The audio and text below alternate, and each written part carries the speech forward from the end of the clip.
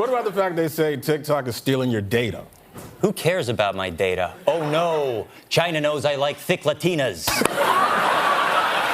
Who doesn't? Give me a break. I mean, that's a fair point. And here we go. It's the comic book bullies. Man, you come right out of a comic book. It's the comic book bullies. You will bow down before me! It's the comic book bullies. Now I am the master. It's the comic book bullies. It's the comic book bullies. All right, give it to me. The following contains offensive language and spoilers. Listener discretion is advised. Now the world don't move to the beat of just one drum. Well, might be right for you. It might be right for some. Different strokes. Is that right? Or did I just... Yeah. Okay. Why has he saying different stroke? Anyway, welcome back to the Comic Book Bullies. There's your bully me host, Leroy, aka TikTok, with my co-host. Oh yeah, this is Eli, aka Chewbacca Chalupa. There you go. Delicious meal at Taco Bell. And also, we want to announce also our delicious co-host, voluptuous co-host, scary co-host, the AI. All hail the Doombot. All hail the Doombot. Oh, and also we also have here Big Jake, not the little one. Oh, Jakey Poo's in the house. Well, you been for 2025. I thought you were gone for 20. I thought we would get New Year's resolution, Jake. Like you're done with us. So glad to see you back. All right. So can we just go ahead and just jump into this bad boy, Eli? Can we address the 400-pound elephant in the room? Making all that noise. Yeah, it's over there. We it's looking at us. We gotta address it. It's looking right at us. All right. For those who don't know, this weekend was supposed to be celebrating the death of TikTok. We've been planning it. Some people have been crashing out on TikTok. Some people have been celebrating it. I was gonna come on this podcast with cake and ice cream and eat that shit, while y'all crying and shit. Eli, I know you saw this also when you went on TikTok last night. You saw the whole thing. We're down right now. We were trying to get it up and blah, blah, blah, whatever, blah, blah, blah, blah, and that's it like that. So we were supposed to celebrate on this podcast, Eli. TikTok is gone. The beast has finally been slayed. But somehow TikTok returned. So yeah. A mere shadow of its former self. Yeah, it's and I gotta throw up the thing This is what they announced. Mm-hmm. I know it's small. I can't read that shit because it's small. Eli, can you see that? Yeah. Basically, it's like Pet Cemetery. Yeah. It died. It came back, and I don't know. It came back the same. So I'm gonna just read off exactly verbatim what it said. Because thanks for patience and support. A result of President Trump's efforts, TikTok is back in the U.S. I'm not gonna read the rest of their shit. I just wanted to briefly talk about that. Now, here's the thing about that. This is why I want to talk about this, because now here on the Comic Book Bullies, we do our best to stay as apolitical as possible. Now, we fail spectacularly. We fail spectacularly in that, but we try to at least. Yeah. But this shit, Eli, we have to address. Okay. Because this thing is that TikTok is coming out of the woodwork saying that they call it saying President Trump saved him. And we have to understand fact checking and propaganda when we see it. Because for one thing, Trump, as of the recording of this podcast, as of this moment, this hour, Trump is not president yet. Not yet. Not yet. In a few hours, he will be. But as of right now, he is not. So you can't go around calling him President Trump. You can't go around saying that he saved you because he doesn't have the political power to save you as of right now. So whatever TikTok did, whoever they sucked off to stay alive, whatever like that, the point is they throw in Trump's name in there as some kind of propaganda, which should be scary. It's already one of the Mhm. biggest social media platforms on the planet right now, and you're in bed with, whatever. That should alarm people right now. So Yeah. that's all my thing right there. I want to say Yeah, this. I actually, I mean, you know me. I've actually been on TikTok a lot, Yeah. recently. I have spent most of my internet time recently, has been over there. Mhm. And it's a lot of fun. Like I've cultivated my feed to where all I see is shit that I like. I Right. don't deal with assholes. I don't see shit that I don't like. I mean, that's the purpose of social media. I mean, people say, Outrage "Oh, people. Yeah. yeah." I mean, people say, "Oh, by migrating to whatever and shutting out people you don't agree with, and blah blah blah blah blah." Oh, you're shouting in an echo chamber. You're shouting inside a vacuum. Blah blah blah. You're not willing to see another's point of views and all that blah blah blah bullshit. And I'm like, fuck off. Social Right. media is supposed to be social. I don't hang out with racist assholes in real life. Why the Right. fuck would I want to hang out with them online? So yeah, I cultivated my feed to where I was just smiling all the fucking time. I was in a bubble of fucking bliss. Twerk And it wasn't, videos day long. That's it. yeah, twerk videos, cooking videos, gardening videos, Star Wars shit, comic shit. I mean, comic artists had their own TikToks and stuff, and yeah, of course, all the fails. I'm into fail videos. I love people watching people fall on their asses and shit, So yeah, I mean, it was like the majority of my time on the internet was over there. So I was a little sad when I heard that it was going to get, taken away. Also, native TikTok.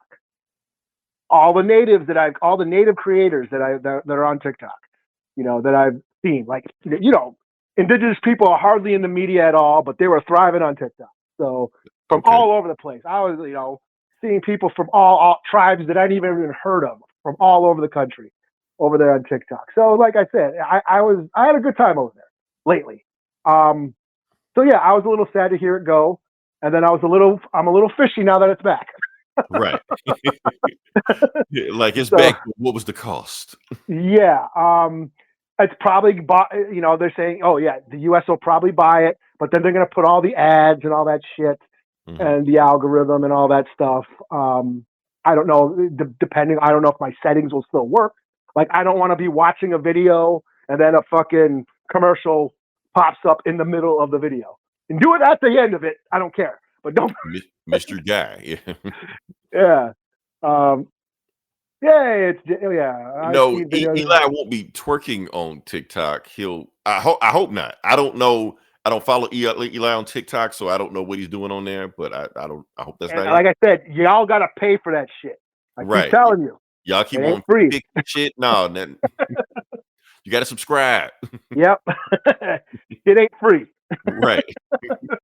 And it seems like, Eli, you're using TikTok the way it was meant to be. You cultivate that you want to. That is not how TikTok is. Now, before I get into my rant of TikTok, I do want to say that I understand the importance of TikTok. Like I said, we're 5 years removed from the pandemic. And for a lot of people, TikTok was a way for them to maintain their sanity. Yeah. Through it all. Like everybody don't do what we did, Eli. Like I said, for us to, maintain our sanity, like I said, we start a podcast.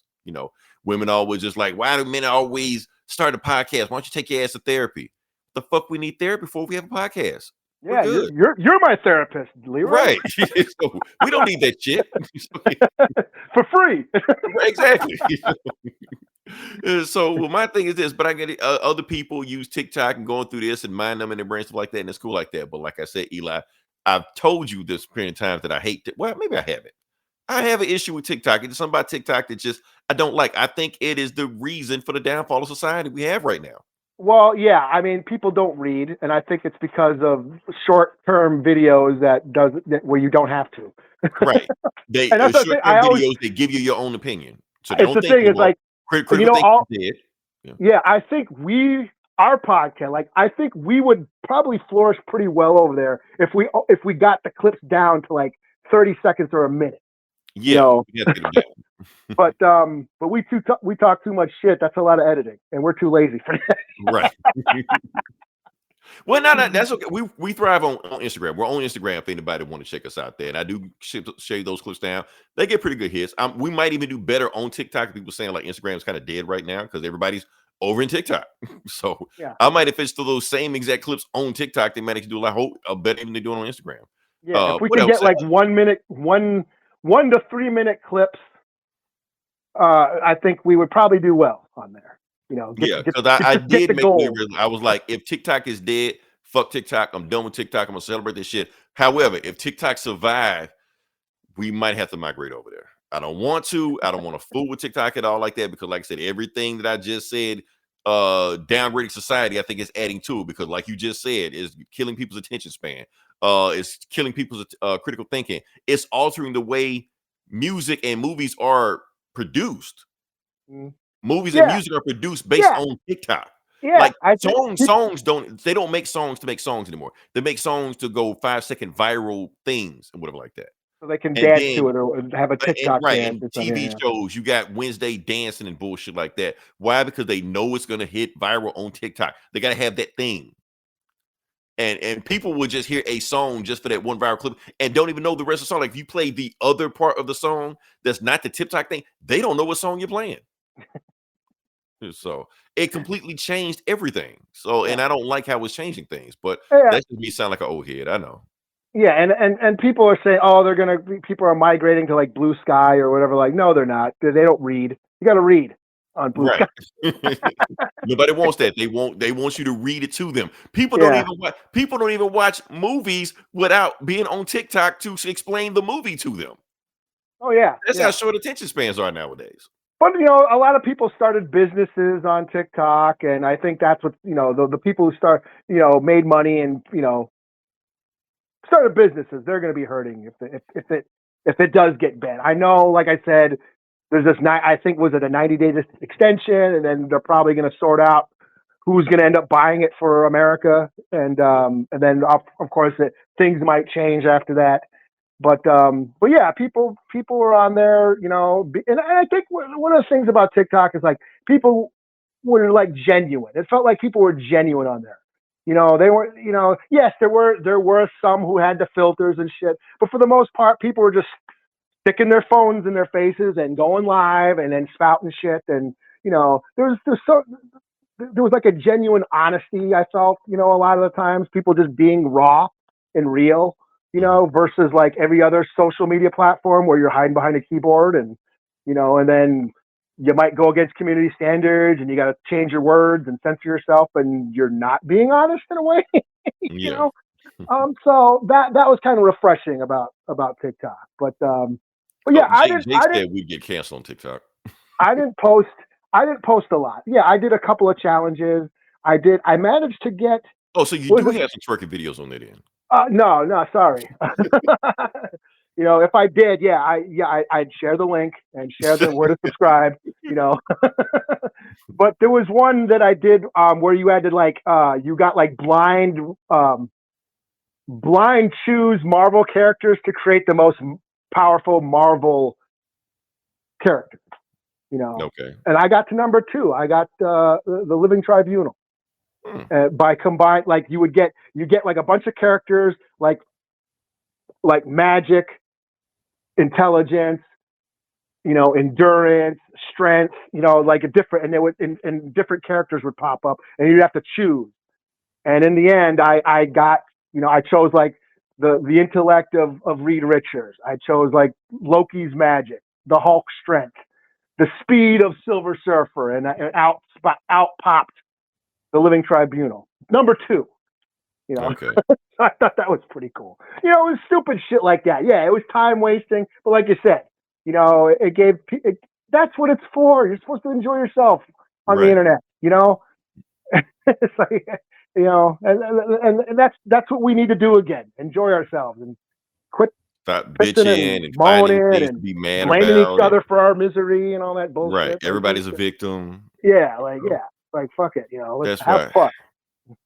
That's what I'm saying, Eli. For 12 hours, we had a perfect society. We'll check this out down. People were touching grass. People were getting out being productive. People were actually seeing their kids. People were actually watching movies complete without Not out here somebody because it was cold as fuck, man. It's like 20 below, and no one was outside over here. Okay, nobody was outside over here either. Maybe y'all playing in the snow or some shit. I don't know. That's what I'm saying, Eli. We had world peace for a split second. Well, countrywide peace. That's it. And then it came back and I'm like, well, we're back in the shit again. Well, So. I actually kind of mourned it and came to terms with it. I was like, oh well, okay, whatever, And then it came back, and I'm like, oh shit, really? And then I'm like, oh really? And now I'm mourning it again. Now, right, more what it once was. But here's the thing. Okay, so we talk about the TikTok now, and everybody knows about TikTok, and you got CapCut and Lemonade, and I don't know about any of it. Y'all just throwing words at me with this shit y'all saying. But here's the thing, Eli. There was another casualty in this whole TikTok ban, and I'm gonna keep it comic book related. Have you ever heard of Marvel Snap? yeah. Okay, it's gone. Okay. Yeah, because apparently their parent company was the same parent company as TikTok. So when they got rid of TikTok, they got rid of anything related to TikTok, including Marvel Snap. I heard a couple of gaming. Yeah, there's a couple of gaming companies that are related or something.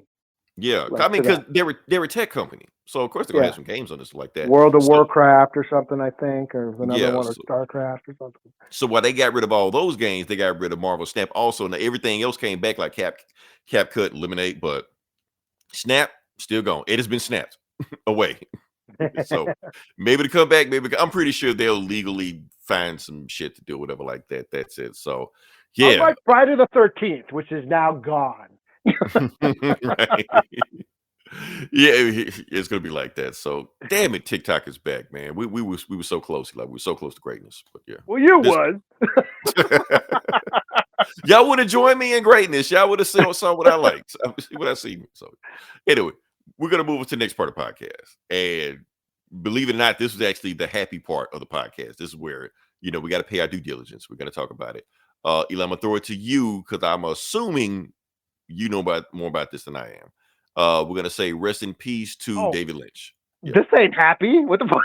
I didn't say it was. I just said the part we just talked about was happy. Oh, I thought you said it was about. No. No. Okay. Yes. This is not happy. No. Yes. Rest in peace to David Lynch, film auteur, quirky artist, filmmaker, cinematic artiste, David Lynch. Eli, the reason I'm letting you talk about this because I haven't seen a whole lot of his movies. I don't think he make a lot of movies for black people. And the movies that I have seen him make, I didn't understand them. I don't know the fuck they was about. That's the point. Yes, David Lynch was a he had his own style. He had his own vision, his own style, his own way of doing things. He made very surreal, dark, twisted movies that were also really funny too. There's a dark humor to a lot of his movies, where he's always making fun and stuff, making parodies and satire. But yeah, they were like very surreal, dark, violent. That tackled subjects people were not usually used to addressing, and this was like decades ago, I'm a fan of his older work. I love Eraserhead. I think Blue Velvet is awesome, but it's fucked up. But his later stuff, like Lost Highway and, after that and Mulholland Drive, those got a little bit too pretentious for me. So I'm not a fan of his later work. But by that time, I'm like, you know what? He's earned it. He can do whatever the fuck he wants. I respected it. You know what I mean? Kind of like with you with Metropolis, or not Metropolis. Megalopolis or whatever. Yeah, like, that dude's earned his right to fucking do whatever the fuck he wants. Even if you want to understand it, just let him do it. Even if, yeah. So, but yes, he had a definite style. Wild at Heart was one of the most amazing movie-going experiences I've ever had. I saw with my mom, and she walked out halfway through. She didn't like it? She couldn't handle it. No, it was way too weird and wacky and violent and fucked up for her.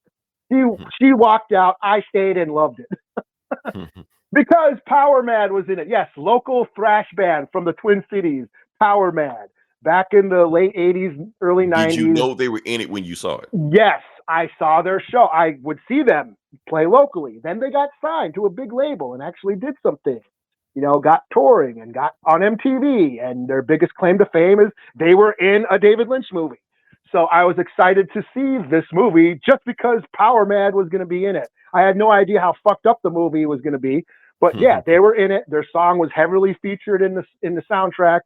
And so yeah, that was the only reason why I wanted to see it. I didn't really know who David Lynch was, but that movie was so wild and wacky and fucked up that I was like, holy shit, that was nothing like I'd ever seen before. And then I went back and watched Eraserhead and Blue Velvet. Oh, of course, Dune. I had no idea that he had directed that Dune movie. Okay, let's talk about Dune. That's the one movie that I saw from him that I did understand mostly. Yeah. You know, we got to, and then when we talk about Dune, we're not talking about the new one. We're talking about the old 1980s one. Yeah. The one that was definitely only greenlit because of Star Wars. So now I want to talk about Dune for a second because here's the thing, Eli. This movie is nowhere near as bad as y'all made it out to be. I never said it was bad. I've heard several times that this movie was terrible, bad. Well, yeah. After I read the book, I'm like, yeah, this is nothing like what the book was intended to be. Right. So on that, yeah, Paul being a savior, that it raining on Arrakis and therefore killing the worms and that killing the spice. Yeah, there's a lot of like flaws in that movie as far as like the lore in the book.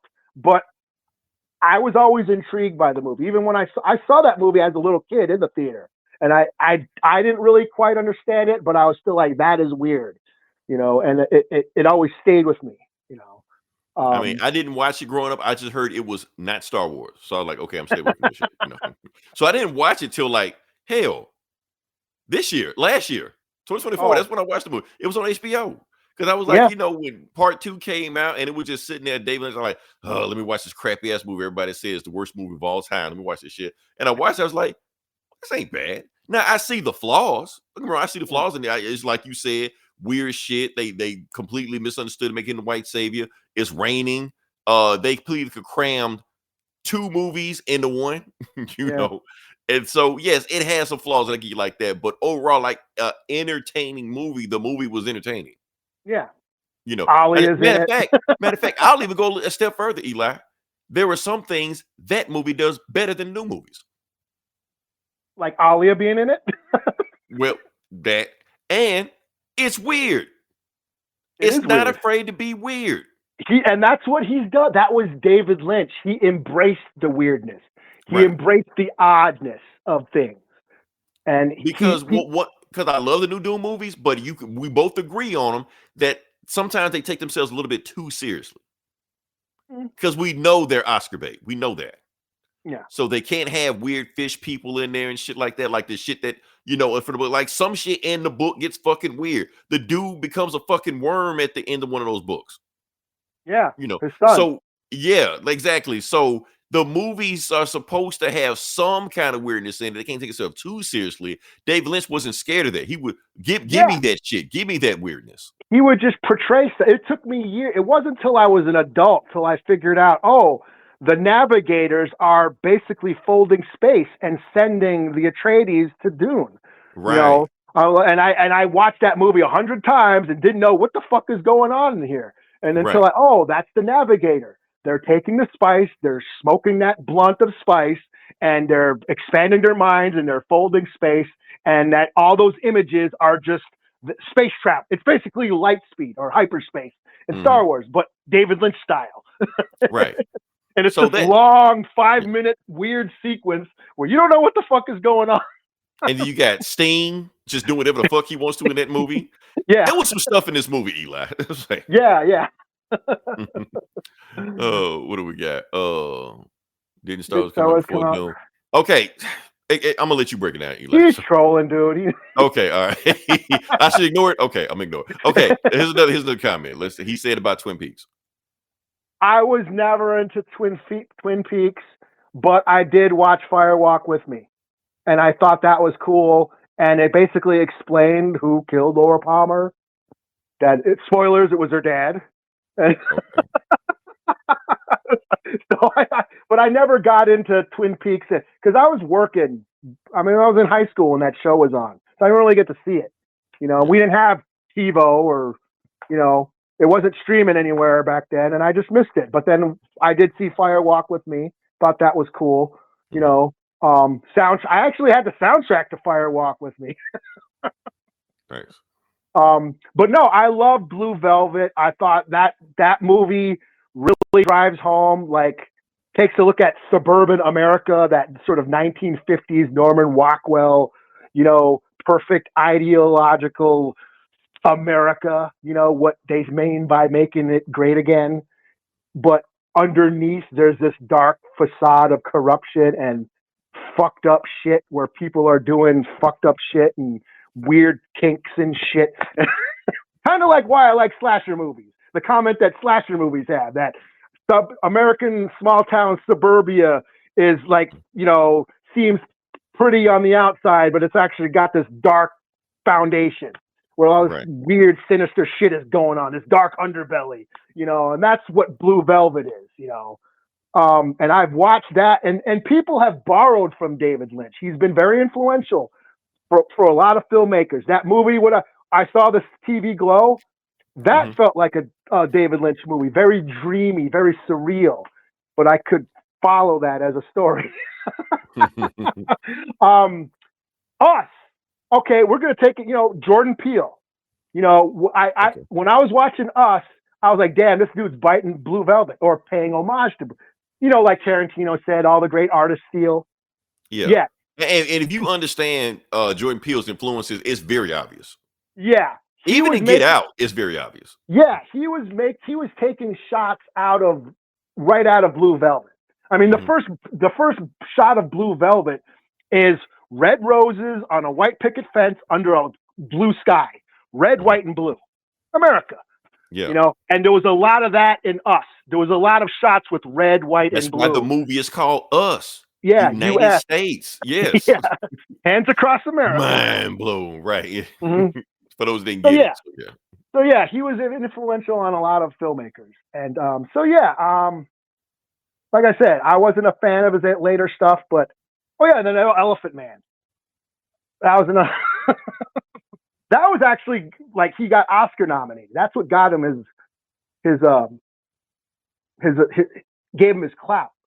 Because before that he was like a painter, and then he made Eraserhead, which took him years to make, and then he got Elephant Man, which got him Oscar nominations. That's what got him the job for Dune, and that gave him money to make Blue Velvet. And, but I wounn't say his movies were like blockbusters. They didn't make a lot of money, because they were kind of like an acquired taste.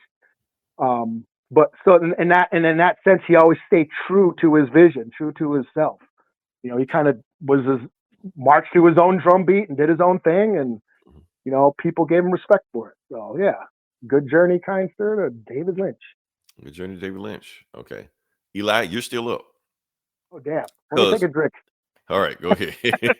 Ain't you got something to talk about? Talk about something. No, I'm good, man. I'm chilling. All right, I just talk about some bullshit. Look, I know with last we talked about how we got this freeze alert going on right now, stuff like that, and it was freezing. But this week is when it's going to start freezing. It's really going to get rough this week. They call it the vortex. Yeah, the polar vortex. Yeah, we get those every few years. We're in the middle of one right now. It's 20 degrees outside right now. Yeah, it's 20 below here. My floor is cold as fuck. I could feel it in my feet. So yeah. Oh, just cute. I'm just saying. You gotta put socks on. Oh, you're right. So it's a possibility, Eli, that it might snow this week. Even though I prayed for it last week, and they say it might get it this week. But here's the problem. My boss told me that if it does snow and we miss work, we got to make up that day before the end of the month. Like, fuck. What's the purpose of a fucking snow day? Do they not know what a snow day is? Right. We can't have shit around here. Okay. All right. So, we're going to talk about Mac Miller. I'll be honest with you. I'm not a Mac Miller fan. I don't get Mac Miller. I rest in peace to Mac Miller. I never got him. That's just his music was too depressing. That's my thing. So I feel like I should have said that, but oh well. All right. Hey, Eli, you up now before I get myself Sure. What are we canceled? doing? Okay. Am I doing Star Wars? You're doing Star Wars. Okay.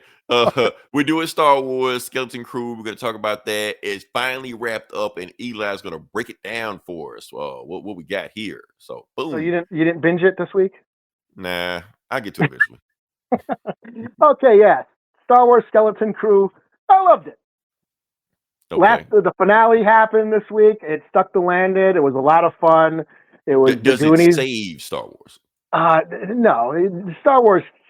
No, Star Wars can't be saved. You just do shit. Some of it's going to be cool. Some of it's not going to be cool. That's how it's been for the past 40 fucking years. I'm so glad you said that, Eli. We're going to revisit that in a second, but go ahead. But yeah, I enjoyed this show a lot. I had a blast watching it. Every episode was a lot of fun. I felt like there wasn't really any filler or down like where the show takes a break, like filler. Every episode was a lot of fun, and I couldn't wait to see the next episode. I was like eagerly awaiting. Like every episode would end, I'd like, oh man, I couldn't wait to see the next part. So it was very well paced, very well written. I loved the characters, these characters. You were entertained. Yes, I was very much entertained. Nice. They were likable characters. These kids were not, annoying. They felt real. They felt Jude Law was great, as it was revealed, and they finally revealed who he was. Why he so he was a Jedi, or he was training to be a Jedi. Actually, no, he wasn't really a Jedi, but he was Force sensitive. And he was after Order 66, he was found by a renegade Jedi, like a Ronin Jedi who survived Order 66. And how old was he at the time when Order 66 happened? Probably a child, because this takes place after Return of the Jedi. Okay. So that's like 30 years or whatever between Revenge of the Sith and Return of the Jedi or something like that. Sound about right. Yeah. So, give it take. So he was a child when the Jedi found him and started teaching him things, but then she was killed by an Inquisitor. So he could force move some stuff. He had a lightsaber. I don't know, because he never dueled with anybody. We didn't know how good he is with the lightsaber, but he knew a few things. They revealed that this planet that they were on at Aten was like a secret hidden planet that was hidden for probably centuries. Like even Palpatine didn't even know about it, probably, and it was like it was like a banking planet that printed credits, so in pirate lore, the space pirates always knew about it and thought it was a myth, so that was revealed. But this is basically an adventure with kids. These little kids go jump in a spaceship. They go get into all these dangerous situations across the galaxy, getting chased by space pirates and stuff. And it reminded me of the Goonies and Explorers and Lost Boys and the Monster Squad and all those throwback to 80s movies that I grew up on. So yeah, it was right up my alley. All those Amblin entertainment movies. Yeah, it is very Spielberg. A lot of shots. Shout out to Spielberg movies, references to E.T., references to Goonies, and it seemed like there were shots right out of it, and also just nostalgic Star Wars of like the childlike fun, the childlike wonder of Star Wars. It felt like that, because people get mad when George Lucas called these movies kids movies. Yeah, like the tone wise, there was like this nostalgic, fun tone to the series. That was a thing that I enjoyed. So this feels like a complete story, but I don't know. There's rumors of a they might do a season 2. Who knows if it's going to be like Stranger Things, and years before a season they're going to grow up and be look like they're 30 years old next time we see them. I don't know, but I felt like this was like a complete story arc. Jake got a good question. Good question, Jake. I'm gonna throw this up here. Okay. Did any of the OG cast show? Like any callbacks No. or Easter eggs or Nope. interesting. And that was cool. They didn't try to force any legacy characters on us. No Yeah. backdoor pilots, nothing like that. No, Yoda, no Baby Yoda, no C-3PO, no Luke, nobody. You know, I don't even think they reference anything. You know, Interesting. Okay. yeah. I mean, sure, there's X-wing fighters. You know. yeah. I mean, because you got to have that to know it's Star Wars. So Yeah. But yeah, it was like I said, it was its own thing. It was like its own separate story out of the Skywalker saga, which I thought was really cool. It wasn't bogged down by all that, the nostalgia, fan expectation shit, right. Ahsoka not popping up and nothing like that, or yeah. And as far as saving Star Wars, like just do its own thing. I'm not saying, you need to do this every time. No, I think we can have like Mando, and we can have like your Obi-Wans that do the fan service, and we can have something serious like Andor, and have something fun like Skeleton Crew. And I think it's very important they break formula. Yeah, and even Acolyte. Like, you want to give me a CW teeny bopper show with Star Wars? Go for it. Just make it cool. Like, if you're going to give me hot Jedi and Sith hooking up, cool. I don't care. Give me that. In fact, that's a more interesting story. Wouldn't that have been a more interesting story if the Sith came back because two people fell in love? Yeah, that's an interesting idea. Yeah. See, there you go, Eli. There you go. Writing a better story than what they ever could have thought of. So, but no, that's not what the Acolyte was about. They gave us all this other shit, and make them. I don't care. Make them gay. Yeah, have it be two dude Jedis who fall in love and create and bring back the Sith. I don't care. But that's your CW. That's your CW. Yeah, teeny bopper shit. Teeny bopper love stories. I don't care. Give me that. Just make it good. But shout out to Acolyte for giving us one of the best lightsaber duels ever. It did. They did do that. So you got to give it props. Everybody hates on the Acolyte, but that was a dope ass lightsaber duel. The whole episode, a lightsaber duel. He did a Jedi kebab. How you do that shit? Some of the illest shit ever, man. Yeah. Right. So people can hate on. I hate on Acolyte, but I will give it that. I got to give it its props. Dope ass lightsaber fight. Like you can hate it. Just give props where props is due. I don't care who you are. Those are awesome ass lightsabers. So yeah. So all right. So can we move on past that and go to the thing that I put my foot in my mouth earlier this week? Sure. Okay. I apologize in advance. Because apparently on my post I put there that Hellboy the Crooked Man was going to be on HBO Max on the 18th. I did see that. Did you? Is it not? It's not. No. Oh. That's the thing. So it's not on me. It's on HBO. They fucked up. Oh. Wasn't me. Because I went there and then the post for it's going to be on the 18th is still there.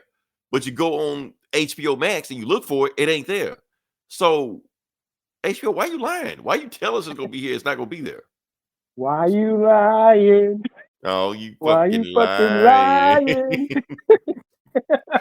Oh, shit. That's all I got to address. That's it. So Frankie got mad at me like, why you piece of shit? Why you lying? Like, it ain't me. HBO's a piece of shit. They lied. So. Damn, somebody really wanted to watch that movie, huh? Because I gave them hope they could watch it for free. So how I feel like I tell you something, okay, you watch this thing right here, you go there, it ain't there. So you would be pissed. Even if don't matter what it is. It could be Act Like Season 2. Yeah, man. I had my movie snacks all ready to go. What the fuck? Right. Fuck you. You promised me Act Like Season 2 and it ain't there, you piece of shit. Just so good. Anyway, what are we talking about? Oh, let's move on to another thing. Okay. Now, you brought up something interesting, Eli. I don't know how to even segue into this. We're just going to go into it. Let's throw this out here. The savior of Marvel. No, not that. Shit. Wrong one. Where was I? I lost track of time. Okay. The savior of Marvel. Oh. Daredevil. We're talking about Daredevil. Okay. You asked. Yeah. What about it? Oh, I was just saying I didn't see it. That's all. Oh. That's all I'm going to say. But the thing is, Eli, people have been asking me, have I seen it? What I think about it? People have been just spamming reels in my inbox. Oh, you Daredevil, you got to watch this. every YouTube video is that Daredevil is back, the MCU is saved, or if Daredevil fails, MCU is dead and dooms like that. And I'm just over here just like, oh, cool. Daredevil's back. Okay. All right. When does it drop? I'll watch it. Cool. If it sucks, okay. Some else will come out. I mean, I don't base my whole. Here's my thing about this. I keep repeating this, and I have to tell everybody listening to this You're podcast. still riding that Superman high, ain't you? You don't even give I am. It ain't like that. Like, fuck anything Marvel do. I'm not like that, man. Here's my thing. I told y'all repeatedly, I don't have to be sold on this shit. I'm already sold on it. I don't have to watch any trailers. I don't have to look at any posters. I don't have to watch any feeds.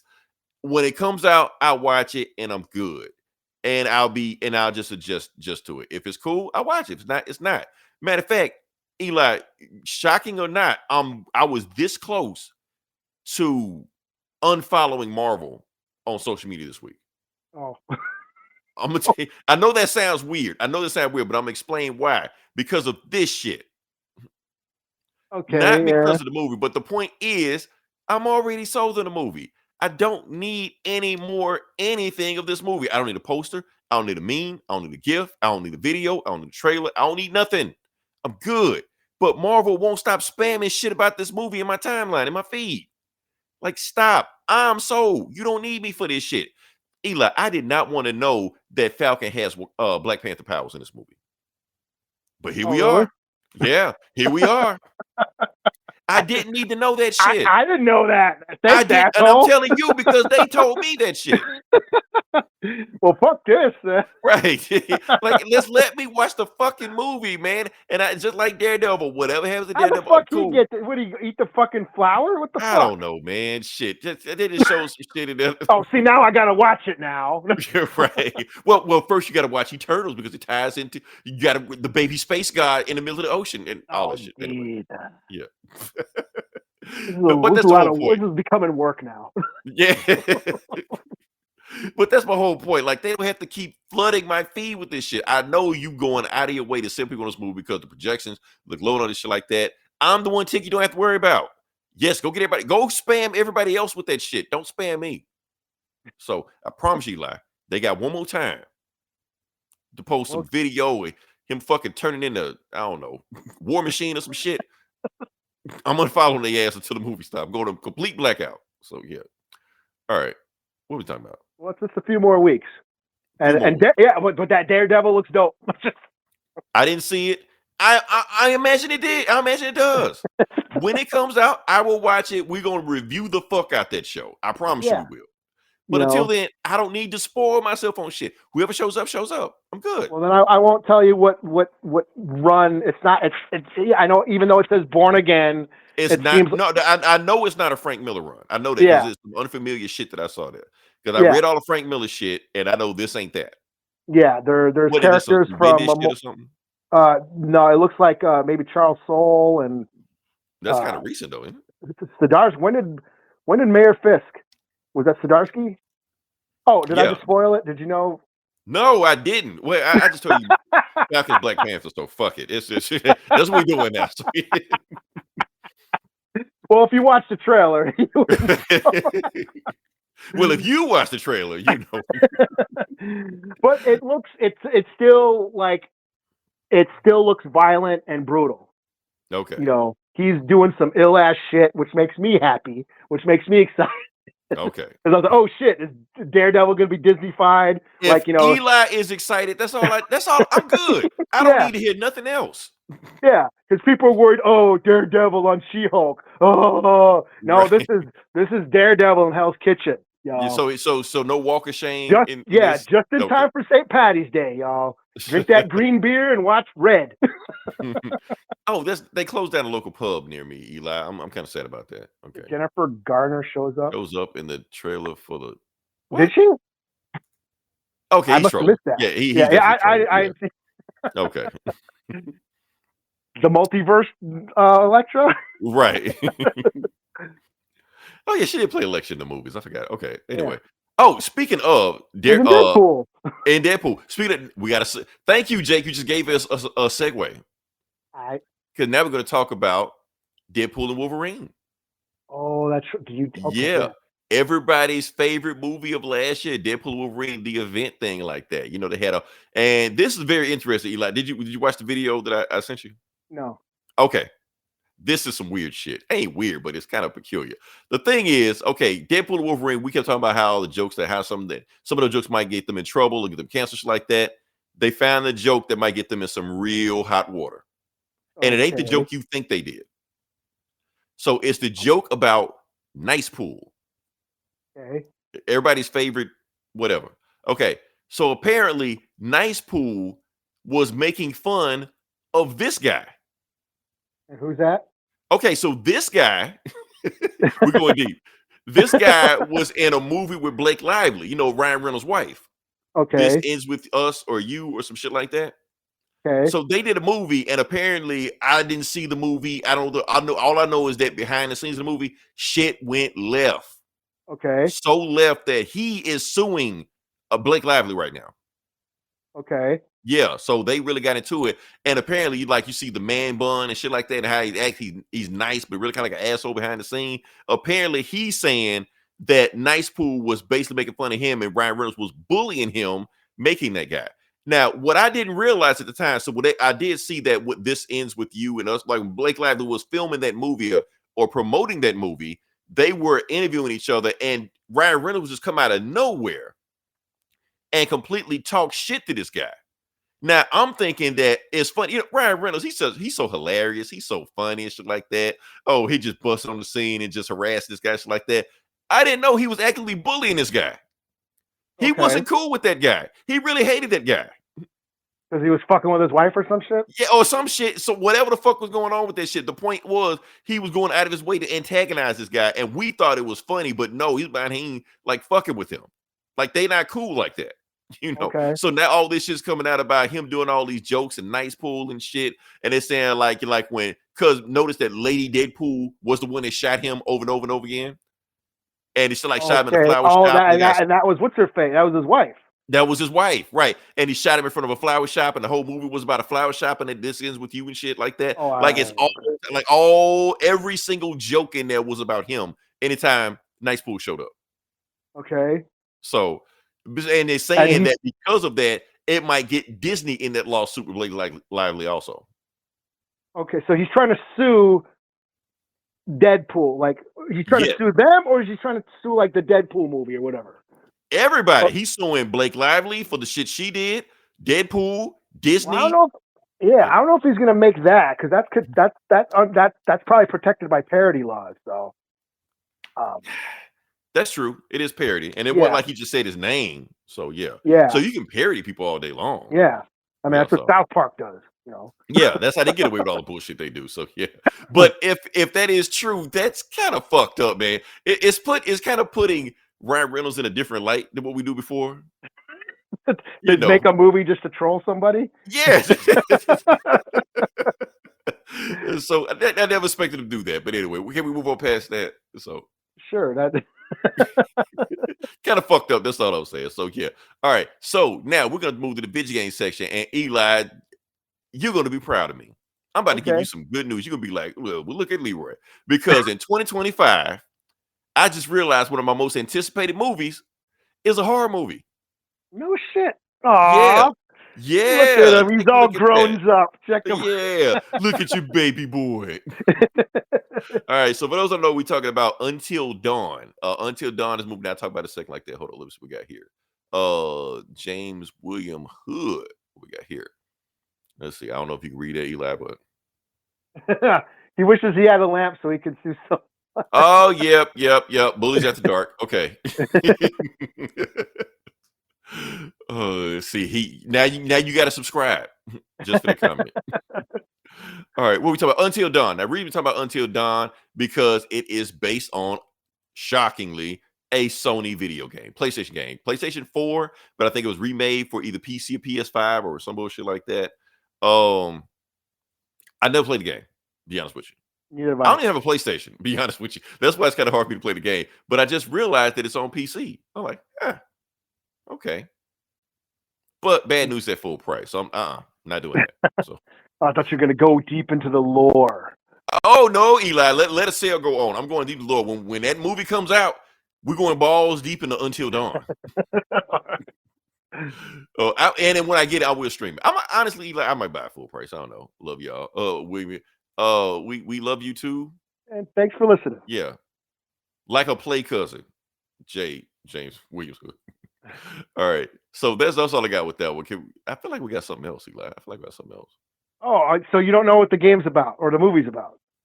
It's a horror movie. That's all I know.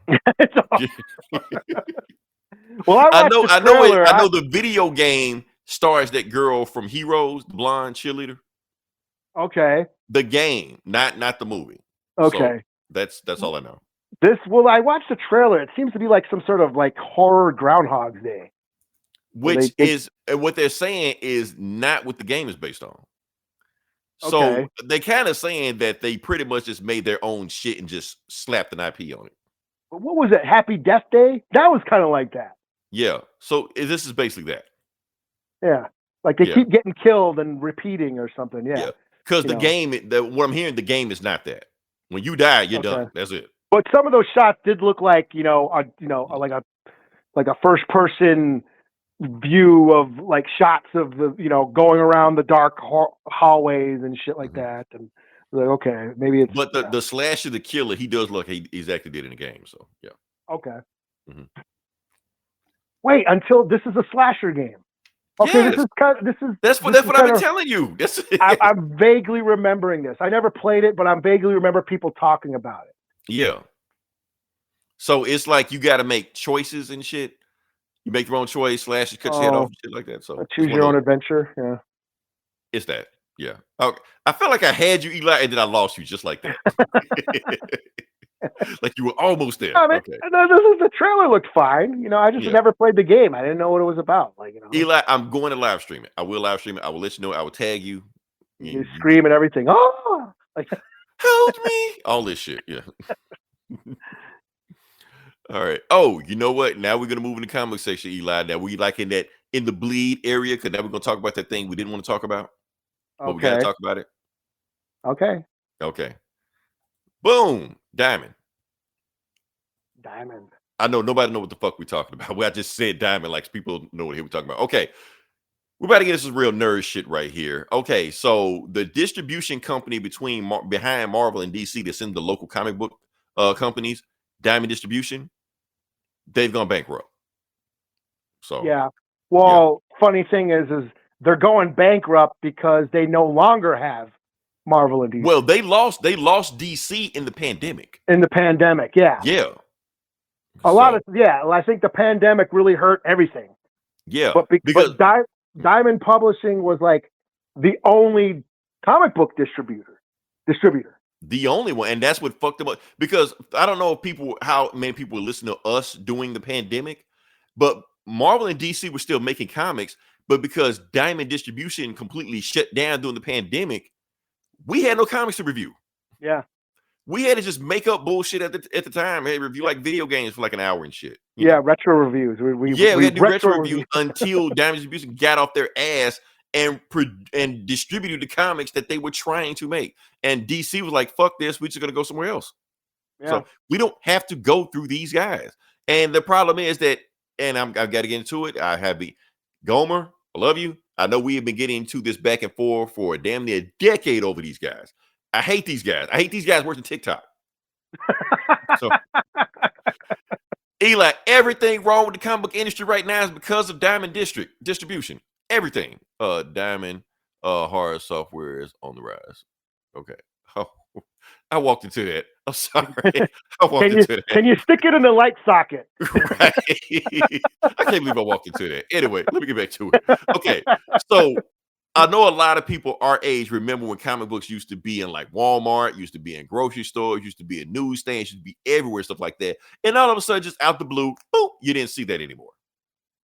That's because of Diamond Distribution. It's strictly because of them. Because they used to have where you could buy comic books anywhere.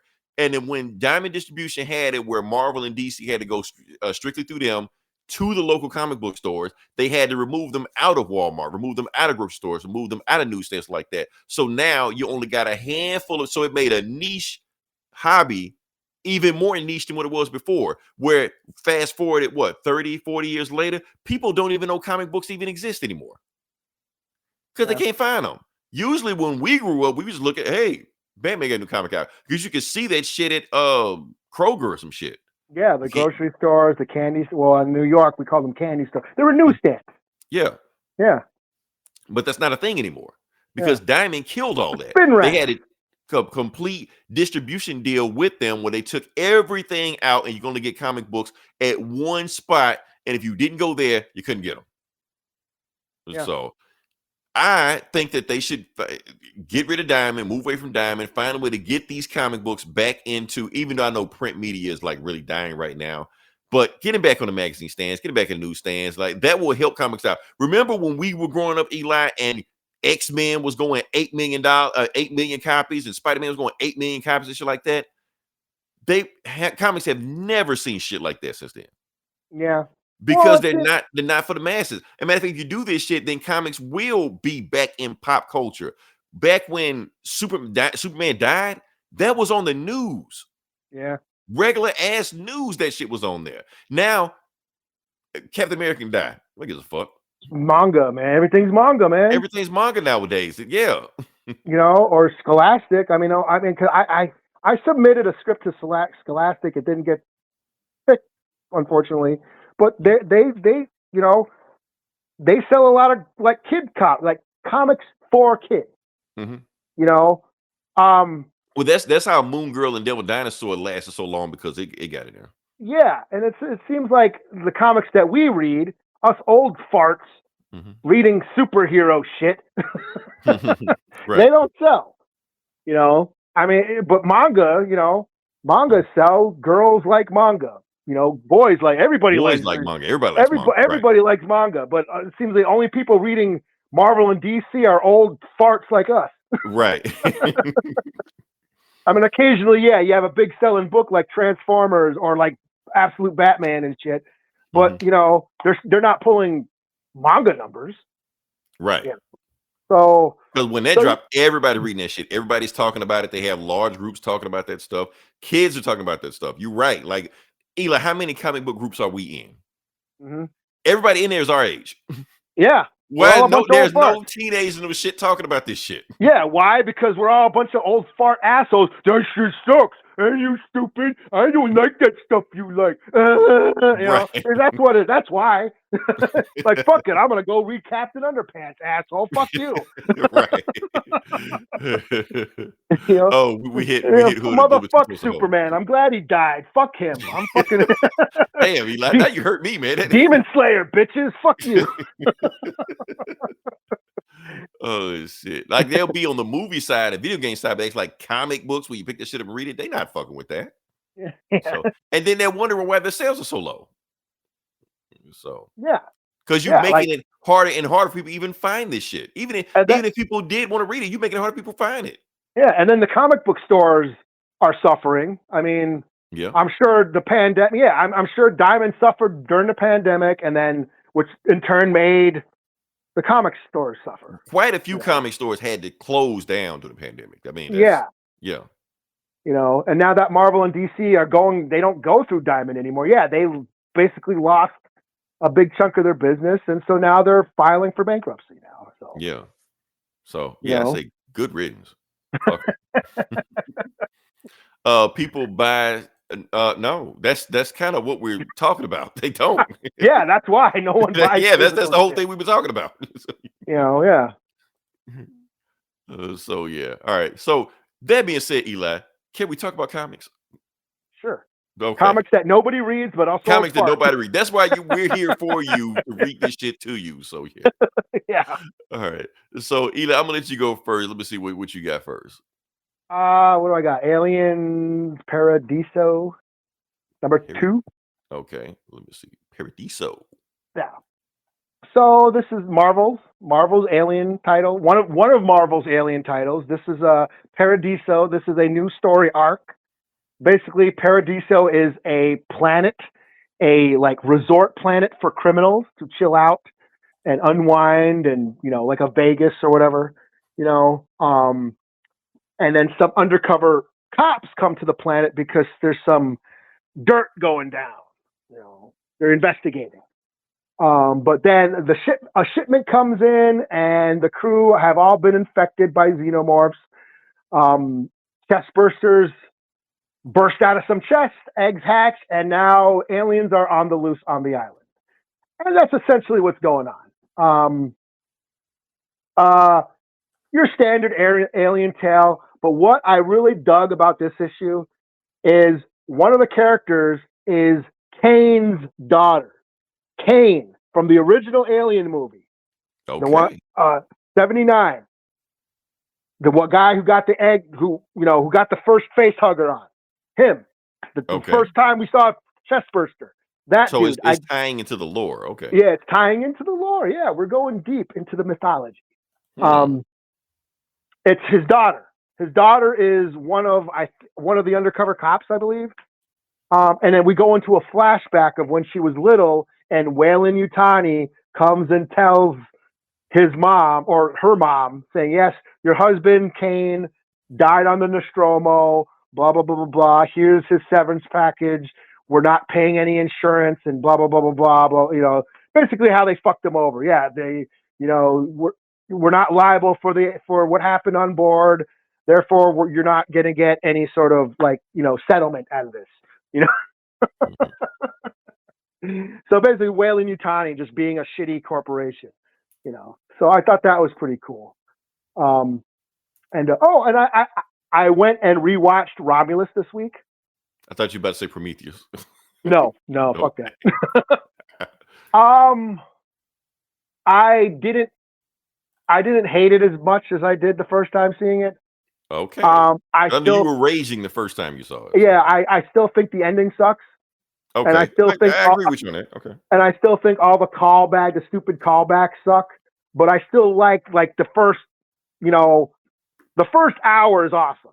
I like Andy the android. I like that Weyland Yutani is trying to experiment with alien DNA to give humans some sort of evolutionary edge so they can work longer and they can just be worker drones.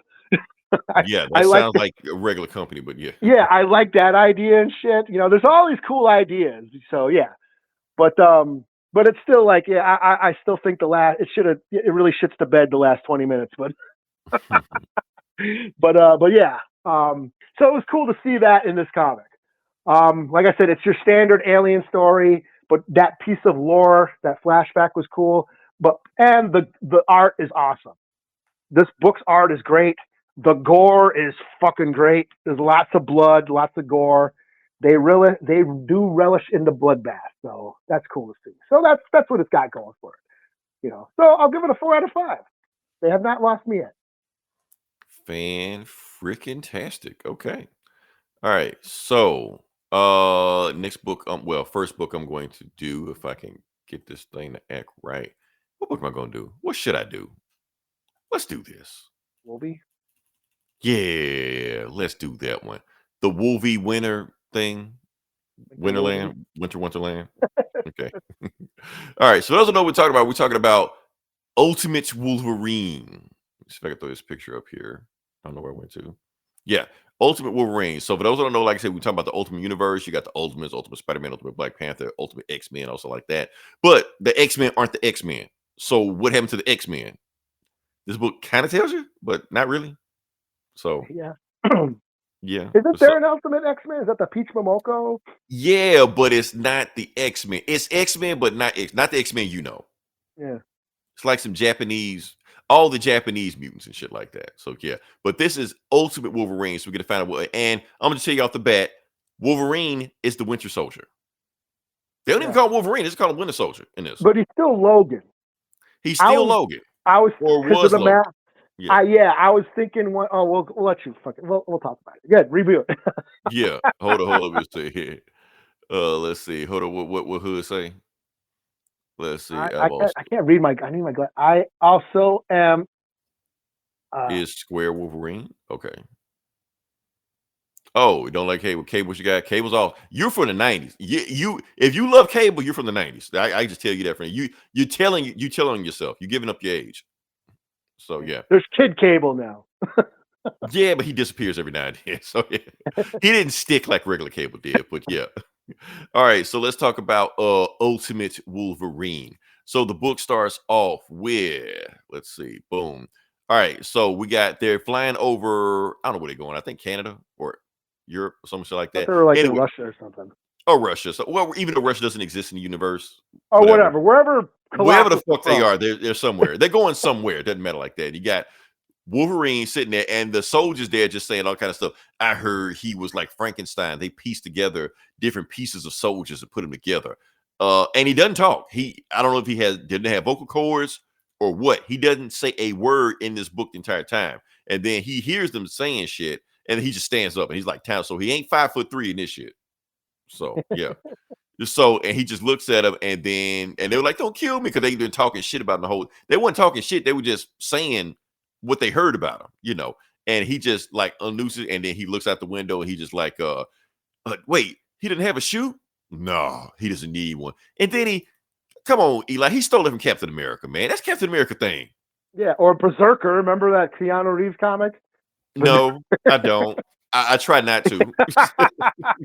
Oh, come on, man. He was ripping off Jaws and impaling people and shit. It was a failed Netflix pilot, man. Come on, we know what that was. Yeah, I dropped off after a while, but still. It had some shit going on today, yeah.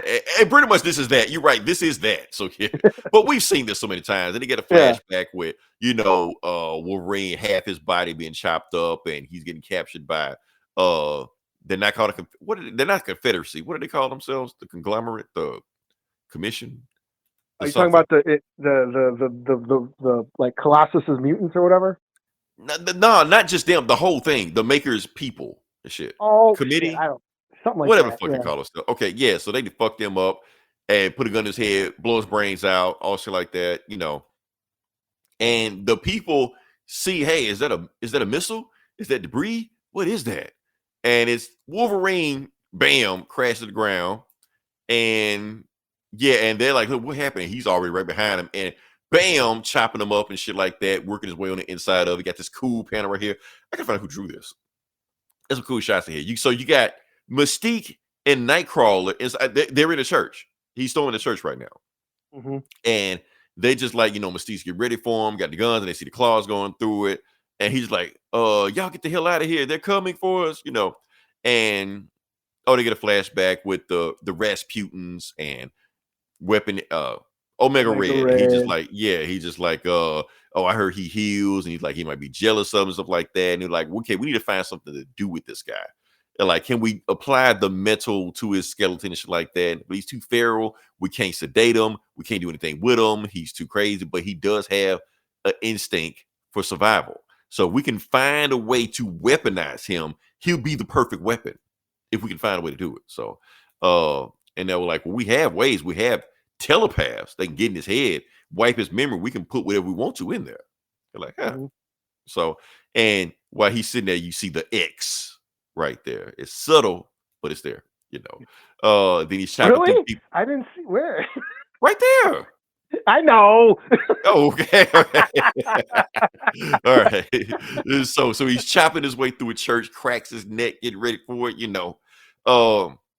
And Nightcrawler thinks he recognizes him. He's like, wait a minute, and before he can get to it, Mystique just like, they blasting him, shit like that. He's just running right through the gunfire like that because they can't kill him. Slash this panel right here, man.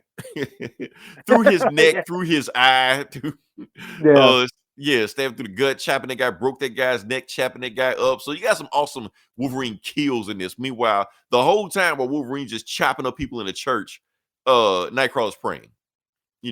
And Mystique just running away from shit, hauling ass, because Wolverine is on her ass right now. So before Wolverine gets to it, he smells something and he sees, boom, Colossus there.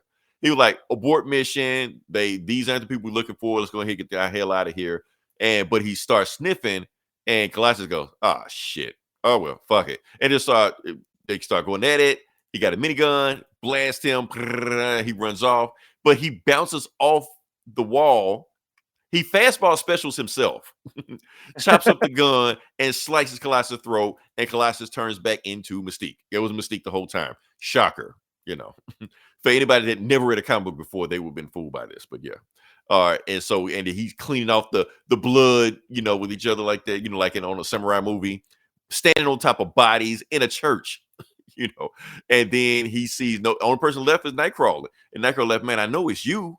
You got to come back to us, and then they basically whipping Xing him. We've seen it. It's the same old. So yeah, and he's going for Nightcrawler, and Nightcrawler's like, look, I know it's you. They brainwashed you. They did something to him. But he realized that Wolverine is not winning soldier, whatever the fuck you want to call him. He's not listening. So he's like, fuck it. If you're not listening. And then bam, he just slaps me, and then he teleports out of there. And then he like, where the fuck he go? And he bam, kicks him. And now he picks up a machine gun with his tail. And now he's like teleporting. And this cool ass pen also, Schnick. And he's like teleporting all over machine gun. But so he can't get a beat on him. Right. He's all over the place. But the thing is, he starts sniffing where he might pop up. Bam! So as soon as he teleports in there, he stabs him. And then stabs him again. Dead. He's like, I'm sorry, Wolverine. Don't let them make you the monster that they think you are. And he cries and shit like that. And I think what happened. He just walks out the church and he see all his handiwork. And what else happens in the book? These assholes show up. They're like, good job. So it's basically kind of he's like being used to take out mutants or some shit. Pretty much. Yeah, he's just hunting mutants and shit like that. Like basically, I think he used to, because they never said what he is. So I think he used to be on the other side, helping them. And then they brainwashed him. Now he's going around killing them. So yeah. And now he realized that what he did. No, he's saying the prayer to himself. To continue. Nightcrawler's prayer. So. And that's the whole prayer. Nightcrawler's letter. Yeah. That's supposed to invoke an emotion. Oh shit! Wolverine just killed Nightcrawler. Mm-hmm. But we know this shit don't stick. His best friend in the regular universe, he killed him. Yeah, he called me elf and all that, and like, oh, you're supposed to feel sad, but he'll be back. Look, this story. We've seen this story too many times. The crazy killing machine. This is Bloodshot. Yeah. Hell, this might be John Wick. What did we see something shit? We've seen this too many times. This is what led to Old Man Logan, Old Man Logan. Like I said, we've seen this Wolverine story so many times. He turns into a killing machine. He has to fight for his humanity and shit like that. So yeah, we've seen this before. I still like it. Like I said, got some brutal kills in it. It's been a while since we've seen Wolverine be Wolverine. It seems like the only way you get Wolverine to be Wolverine, you got to tell the Elseworld story. Yeah. Because he's too civilized now, Yeah, it was fine. Yeah. Thought it got a little wordy and shit. Like, did I really need to read all the prayers and shit? You read that? I didn't read it. I kind of got the idea, Actually, do I have all that? I don't know all this prayer. Yeah, I didn't read all that shit, man. As soon as I walked through the valley of the shadow of death, I just started singing that Coolio song, Remind me of life, but nothing left. Like, I got it. I'm good. And harvest my grain. And I see my wife and she's really plain. Right. Even my mama thinks that my mind is gone. All right. So what we got next? Turning with the butter. Yeah. Yeah, do the Weird Al version. Oh yeah. I didn't even think about that one. You're right. All right. So what we got next? Funny thing about that. Let's talk about that Weird Al thing. I don't think I've ever talked about that one. Okay. So here's the thing about that Amish Paradise. Coolio gave him permission to do that song. I thought he didn't. No, he did.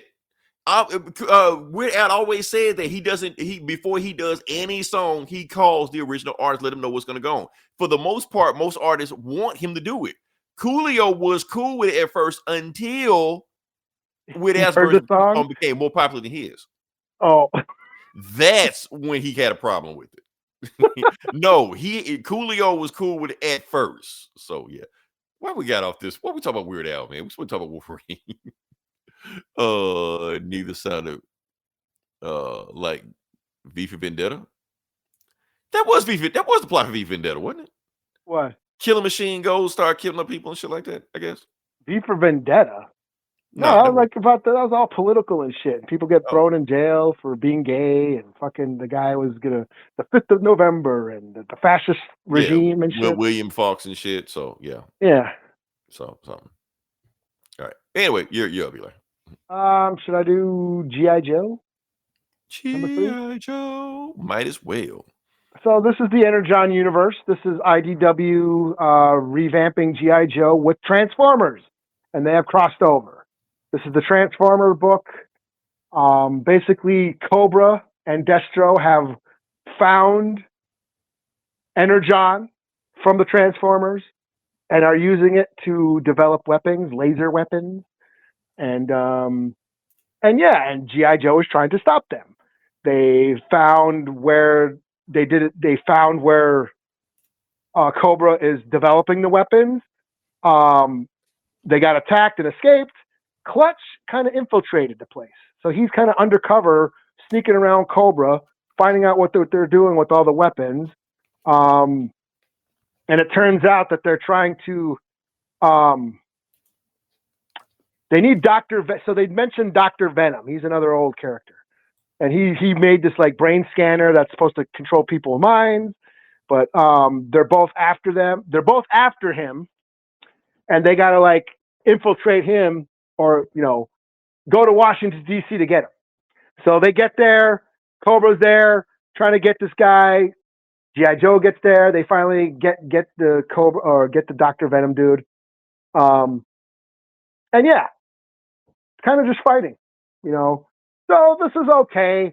Was this number 3? This felt like a kind of a filler episode, kind of like an exposition dump, But Because the this only isn't an ongoing, is it? It's still. this is the first issue 3. Yeah, this is like because we had Duke, we had the Cobra Commander book and the Destro book and Scarlet, So the big battle was last issue, and this is kind of like the aftermath. They're kind of regrouping, and then just Is this a different artist? I don't remember that artist on this. No, I think it's the same one. Okay. Yeah, that's Clutch, and he's infiltrating. He's got a Cobra suit on. He's infiltrating the base. Oh, they do mention Cobra La. La, la, la, la. Yeah, that he actually says that. Like Cobra Commander comes out and like, there's a traitor in our midst. There's a spy, and like Clutch is like sitting there all sweating, like oh shit, and then all of a sudden one of the Cobra guards cuts out and go Cobra la la la la la, jumps out and fucking Cobra Commander kills him and shit, and then he's all mutated. He's like one of those Cobra Law mutants and shit. Mm-hmm. He's like, go, you shall, you gave your life to Globulus, and he references all that shit. So that was kind of cool. And I do like that Cobra Commander is kind of a badass. He's not like, he's always retreat, Right. He's a bit more sinister in this book. So, but it's fine. I'll give it a 3.5 out of 5. Like I said, it's kind of a filler exposition dump, just the lull between battles, the calm before the storm. So, yeah. Okay. Since everybody wants to talk about Weird Al now. Okay, so go. I want to tell you, I did want to say this, that yes, Weird Al did take a lot of songs from other people. He wrote a lot of original shit too. Dare to be stupid. Dare to be stupid. That was in the Transformers movie. In the Transformers movie, yeah. There's some other songs he wrote that were original songs, and I'll be honest with you, Eli, one of them songs I think he did. One of them songs he just rapped. And I don't even know if it was like a song he took from somebody or he originally made that shit. Oh, it is White and Nerdy. That was White. Listen to the lyrics on White and Nerdy. He is rapping his ass off on that. And he wrote that. I was like, damn, he's spitting. Okay. Anyway, enough about Weird Al. We suck Weird Al's dick enough, man. Okay. Last book I'm going to do is, let me see if I can find it. Boop, boop, boop, boop, boop. Oh, yeah. So last book I'm going to do tonight is Storm number 4. Okay. This is the book where she goes on a date with Dr. Doom. Oh, a date with Doom. Yes, if you will. And it's more Doom than you think. We're going to talk about it in a second because it's picking up directly where it left off from the last book. I don't know if people even remember what we talked about in the last book, but because remember in the first issue, we were talking about like how Storm becomes the Eternal Storm. Well, this kind of like plays into that also. Let's see if we can get there. Boom, you see on the cover, you got here Storm and Doom together on a post together. What are they doing? We're going to find out. Bam, let's get to it. All right. So the book starts off with Storm on a bird flying to Latveria. Doom gave her that bird to fly to Latveria. That's why she's doing that. Oh, also, she doesn't have a mutant powers right now, or she's not allowed to use the mutant powers right now because she made a deal with Dr. Voodoo to heal her from dying. That she made a deal with a demon that for 7 days she can't use her powers. So that's the thing right now. So she can't fly, she can't do anything. She got to ride that bird over to see what Doom's about. So why? And then you see a picture of Storm's dead body on the cover, Flame and Wind. We'll get to that in a second. So why is Storm meeting with Doom? One, because she's on a mission from the Avengers. She's spying for the Avengers to find out what the fuck Doom is doing, because Doom right now is the Sorcerer Supreme. Because all that vampire blood hunt bullshit, he ended it, but that was the cost of him ending it. He had to become Sorcerer That's right. Supreme. He did. Yes. Yeah. He did in that. I remember. That's still a thing. And it's supposed to tie into the big event this year, One Nation Under Doom, getting down for the funk of it. Right. So all that ties into it. So Storm has to find out what is Doom up to, because can't nobody else get close to Doom. But since Doom might have a thing for Storm, she can get close to him. So yeah. So she's in Latveria Castle, in Doom's castle, bathing, butt naked, as all ex-women do. Oh, and we got the cheesecake one right here. Sexy. Why she wear out sexy lingerie for Doom? Is she on a spy mission? Well, never. I guess that's how she completed a mission. And that's just her outfit, man. that's what she's wearing to Doom. Doom, what are you on? You flying women out to Latveria? Anyway, we now talk about Diddy Doom. That's her uniform, man. Right. It is the X-Men. Emma Frost wears less shit than this. So, but in her bag, she brought a bag with her on the way also, and it says "Property of Anna Marie." So if you know your X-Men lore, she got knives in the back also, knives just in case Doom try to try some shit, But anybody knows who Anna Marie is. Anna Marie is Rogue. So Rogue gave her a dress to wear to Doom's party. And what does the dress look like? Oh, she can, but boom. So yeah, so she's wearing this to a date with Doom, and Doom thinks she's wearing it for her. She's like, oh, you wearing green? Oh, hell yeah, you look good as hell. Not knowing that's Rogue's dress, because Rogue likes green also, but she thinks he's doing it for him, So they're sitting down eating, and you're like, damn, you look good as hell. But I'm not thirsty. I am Doom. All this shit like that, talking shit like that. And he made her a special, he was like, you don't have to order anything. You don't have to order anything off the menu. I already know what you want. I had my chefs whip up a special meal for you. And she eats the meal, and it is her dad's gumbo. How the hell he get the recipe for her dead dad's gumbo? He is Doom. That's how you answer the question. Everything. So they're still eating, and he was like, okay, you're done. And now I'm going to order dessert for you. So eat your dessert. And he's talking to her, trying to do it. And when she eats the dessert, she's like, ugh. Like, I don't like the taste of this. And Dude's like, what? You don't like the taste of this? Bring me the chef. So they brought the chef out here. You're like, chop his ass up, because she didn't like the meal. She like fuck that. And the next thing, before they could chop the chef up for doing that, they catch knives in their hands. And Doom almost gets a knife in his throat, but he like telekinetic and knocks shit down. He's like, wait a minute, Storm, and then she runs at him with another knife in his hand. Like, you better put that chef down, or the God Emperor Doom reigns in tonight, And Doom and then just freezes her. She's like, Storm, what the fuck you doing? Like, you could have made a tornado in the building right now to stop me from killing this guy. Why are you throwing knives and shit? And she's like, oh, you lost your powers again, didn't you? Well, lucky for you, Storm, I am kind. I am Doom. I am eternal. And I will give you your mutant powers back if you become my mutant ambassador of Latveria. What you think about that? And she's like, oh no, Doom. I know one thing, Doom. You better take your hands off me right now, or I'm about to scorch the earth. And she started using electrical powers, which she wasn't supposed to use. So as soon as she started using electrical powers, bam, she gets slashed through the throat. Slashed through her back. Yeah. Because she freed that demon. She broke the deal. So that demon is free now. Yeah, because she wasn't supposed to use the power. Use the powers, she like to keep her alive. So since she used the powers, I'm free now, and I'm taking her life. And since she gave me a portal through the earth, I think I'll take over the earth also. So yeah. Oh, and she's like, oh, is that a Sorcerer Supreme?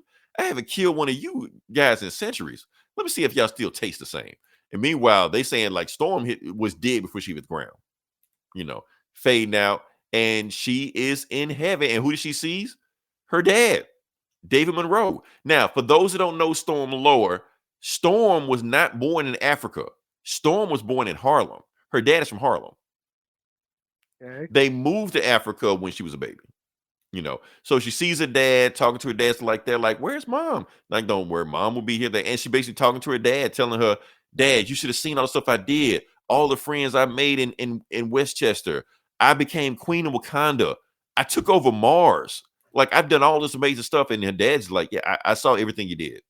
Your mom saw everything you did. We're so proud of you right now. And she's like, but I can't come with you, can I? You're like, nah, your time is not ready yet. You can't come with us just yet. You still have more stuff to do. So she just hugs you like, and then she said, but I'll always be proud of you. My Horodi or whatever that Wakandan space god, sky god name that like the Wakandans gave her, he calls her that. Because basically she's like an Orishi god in disguise or whatever, and she was like, but you have bigger things going on right now. And this is just awesome, lovely panel right here. Real tender. She sees her dad again like that. And she wakes up and all you hear is rise, my herald. And who is it? Oh shit. Bam! Eternity. Oh damn. Okay. Yeah. The God of the living God of the universe. So yeah. He should have been on that quiz you had, Eli. Most powerful people and shit like that. So yeah. Oh, maybe. So yeah, rise, my eternal storm. And Storm comes back to life and like shock the shit out of that demon to be continued. So yeah. Because he was beating the shit out of Doom.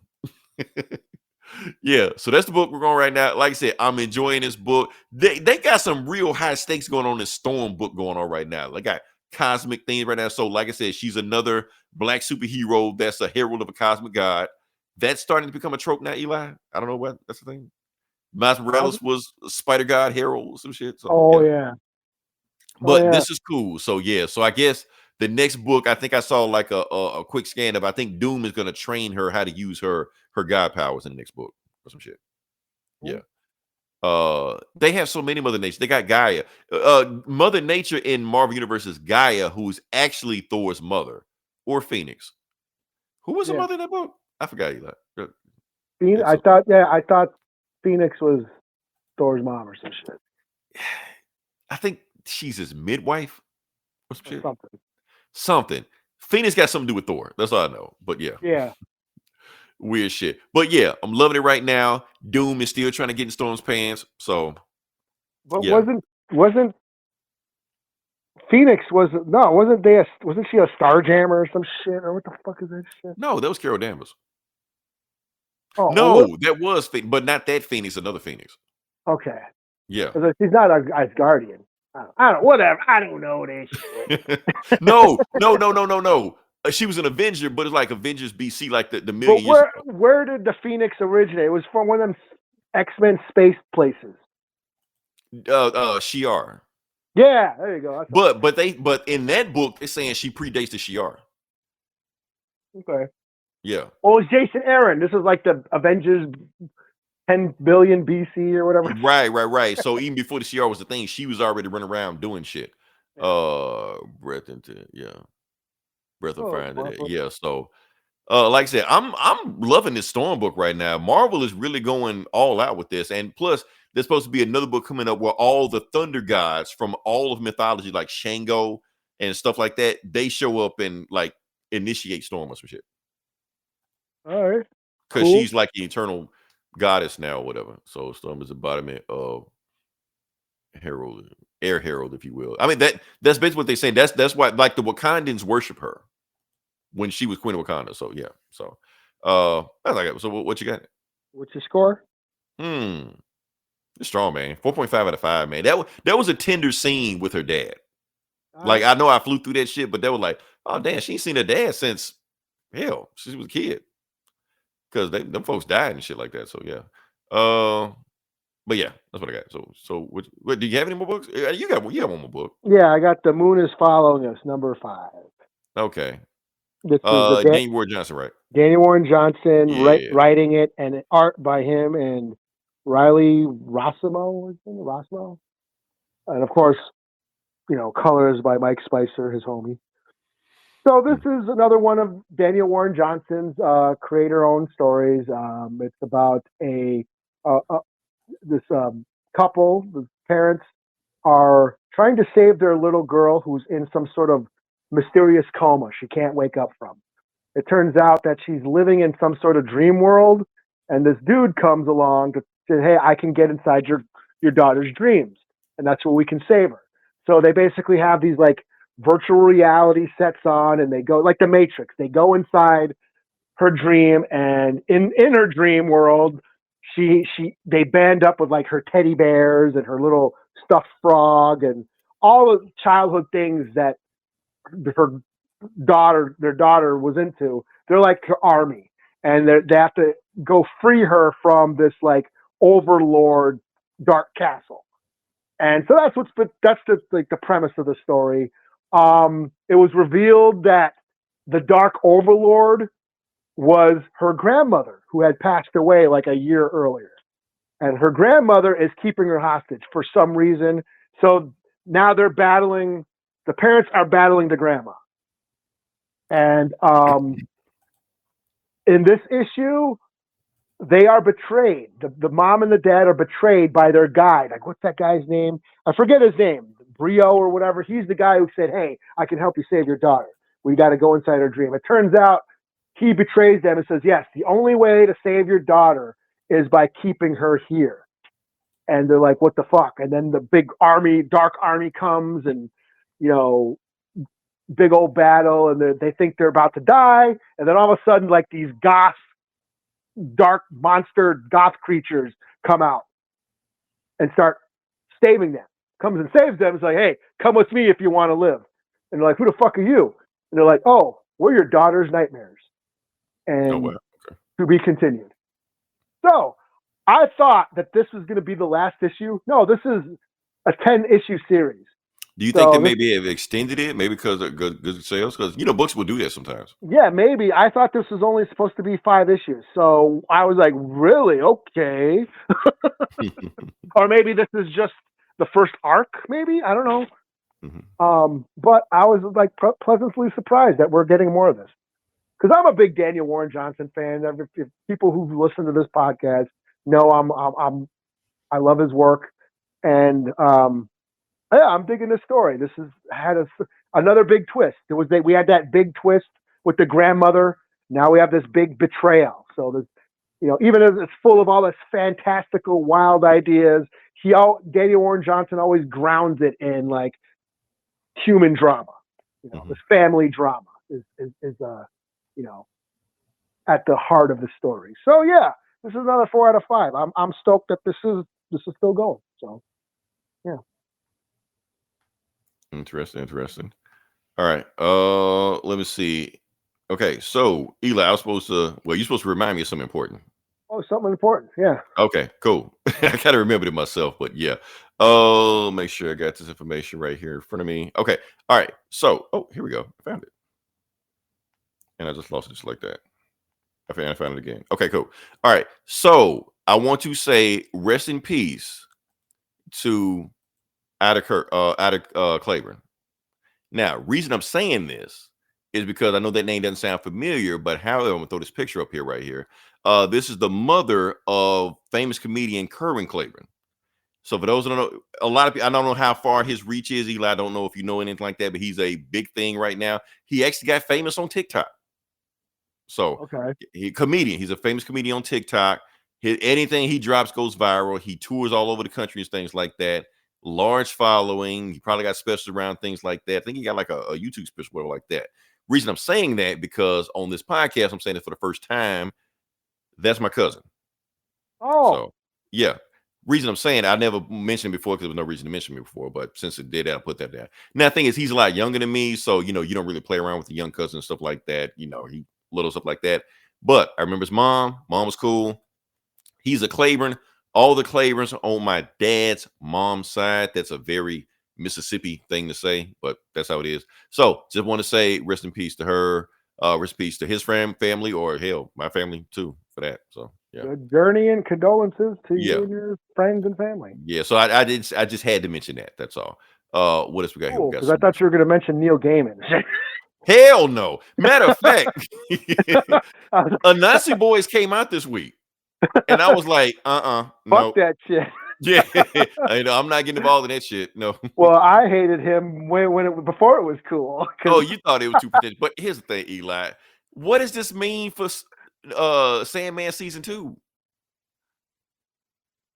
Are we still getting it? Or I don't know, but I've seen a lot of TikTokers. Like I said, I cultivated my feed. thanks, Bob, for real. Yeah. Yeah. Good looking out. I reckon Mosley just to try the first issue. I'm telling you, look, Mosley. Mosley? Are you saying it right? Mosley. Yeah, I never heard of that. Never heard of that. Yeah. Might have sent us a link or Stuff from something. the Jungle Book or whatever. Drop a link in the comments, Von, for real. We'll check it out. What was I saying? Oh, TikTok. They were saying there were some people on TikTok that are like, going back and reading all his old shit and now finding weird coincidences and shit. Now, like, man, okay. But you can do that with any writer. I guess We did it with Frank Miller. Not to say Frank Miller is fucked up in real life, but we found some fucked up shit he was writing. Yeah. So I mean, that's what these comic writers do. Yeah. Well, I'm glad we didn't mention that. Right. So yeah, but anything else we got or No, I'm pretty much booked. I did read a book called Berserker. No, not Berserker. not Keanu Reeves, but yeah. No, Okay. Behemoth. Okay. It was a Dark Horse title. It's about a kaiju. People getting swallowed by a kaiju. Mhm. It was cool. But I didn't. I'll see how the next issue goes. I figure I was reviewing too many books. Behemoth #1 was pretty cool. But that's about it. And then I read the Wolverine. That was about all the books I read. Okay, so 2025 is rolling. It's getting started. We're gonna get some more stuff going on. I don't know what's gonna happen next week. We'll find something. Yeah. It goes dead all week, and then the last week something happens. So When's Winter Soldier? That's February, right? yeah, that's February. Not So Winter Soldier. Yeah, Winter Soldier. That's like a month now. Not Winter Soldier. Falcon. It doesn't matter. Yeah, Captain America. Whatever. Captain Falcon. Whatever. Like I said, I'm going on media blackout. My Marvel, count your days. You got one more time. So, yeah. But yeah, appreciate y'all. I think we had 450 in YouTube right now, Eli. Like 450 Wow. views. Yeah. I don't know. Shit. People kind of like jumping in, jumping out. We're still hot. We've been like dead for a while. Like people ain't been showing. It's like Jake is like our lucky charm right now. He's like, I don't know. Did they actually stay for comics? Maybe they did. I don't know. It's novel by Rob Gilroy. 5 issues. Rob Gilroy. Okay. I mean, well, that's helping us out. We can track that down from there. So Yeah. That's giving us a clue. So yeah. Yeah. Usually people check out when we start talking about comics. Yeah, I guess when we started shitting on Diamond, I guess they stuck around. Yeah. But that's it. Like I said, follow us next week. We're gonna come back with more stuff. I may get Until Dawn and start streaming. I don't know when, but I'll get it eventually. So and I'll let everybody know, and I'll let everybody want to do it. Hell, I might stream it on this podcast in there to get you people to watch the shit and make your own opinion. Until then, this is Leroy. This is Eli. We'll talk to you guys next week. Same bullet time, same bullet channel. Until then, die 1,000 deaths.